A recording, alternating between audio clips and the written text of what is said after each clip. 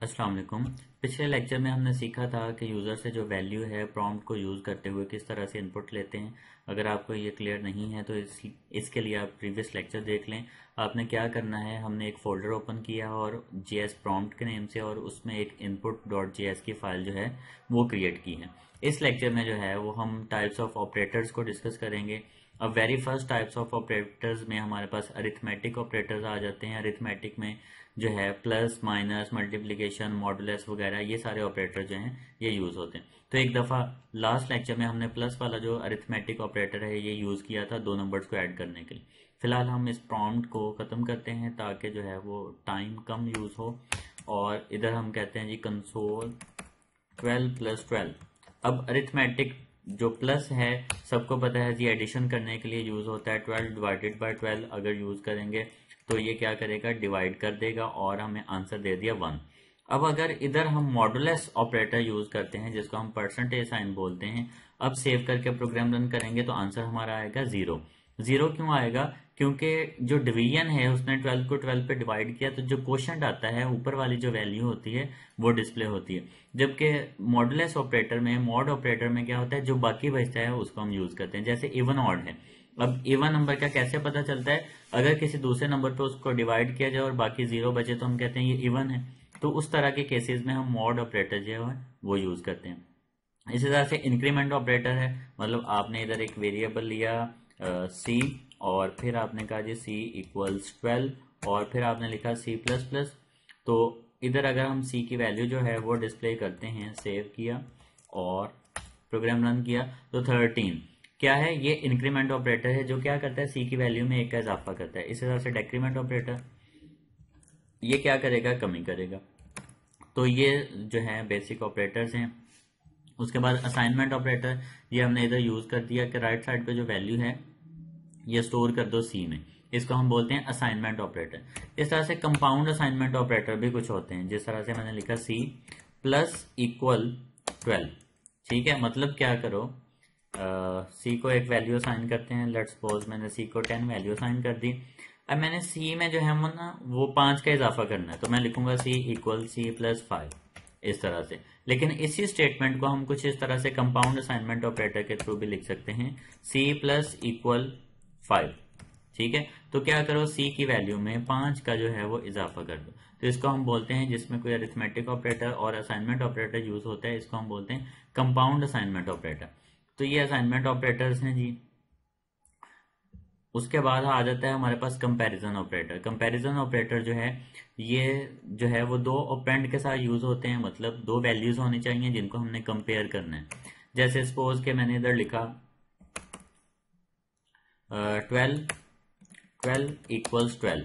अब double equal use होता है कंपेयर करने के लिए, दो वैल्यूज को कंपेयर करना है तो डबल इक्वल जो है वो यूज करते हैं।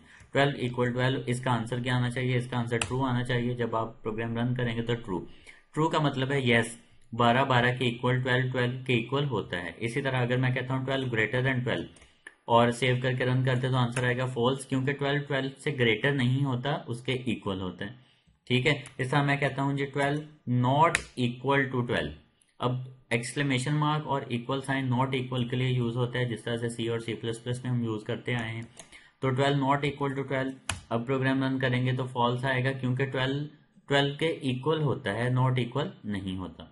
इसी तरह से ग्रेटर देन, लेस देन, ये सारे ऑपरेटर जो है ये आप यूज कर सकते हैं। अब एक हमारे पास जो है आगे फर्दर आते हैं लॉजिकल ऑपरेटर, एंड और नॉट। पहले नॉट को देख लेते हैं। अब देखें 12 जो है इक्वल्स 12, इसको सेव करके अगर हम प्रोग्राम रन करते हैं तो आंसर ट्रू आएगा। लेकिन अगर मैं इसके शुरू में नॉट ऑपरेटर लगा देता हूं, इस तरह से मैं इसको ब्रैकेट्स में लिख के इसके शुरू में नॉट ऑपरेटर लगा दिया है, इसको हम लॉजिकल ऑपरेटर नॉट बोलते हैं। तो सेव करके अब प्रोग्राम रन करेंगे। अब 12 इक्वल टू 12 आंसर ट्रू आ रहा था, लेकिन अब अगर दोबारा नॉट ऑपरेटर लगाने के बाद करते हैं तो आंसर क्या आएगा, फॉल्स। ये क्या करता है, किसी एक्सप्रेशन के आंसर को रिवर्स कर देता है। रिवर्स करने का ये मतलब है, अगर वो ट्रू है तो उसको फॉल्स कर देगा, फॉल्स है तो उसको ट्रू कर देगा। इस तरह से लॉजिकल ऑपरेटर एंड है।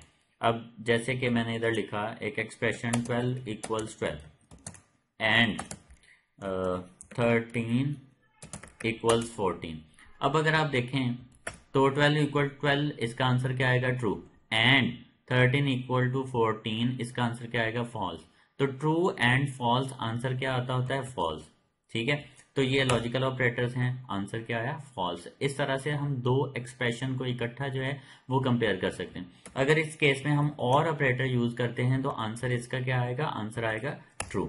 तो इस तरह आंसर जो है वो ट्रू डिस्प्ले होगा। तो ये हमारे पास जी लॉजिकल ऑपरेटर्स हैं। इंक्रीमेंट ऑपरेटर जो है वो हमने देख लिया। स्ट्रिंग कॉन्कैटिनेशन ये हमने पिछले लेक्चर में भी देखा था कि प्लस साइन जो है वो हम यूज करते हैं दो स्ट्रिंग्स को कॉन्कैटिनेट करने के लिए, मतलब जोड़ने के लिए। लेट्स सपोज मैं कहता हूं जी var नेम और एफ नेम।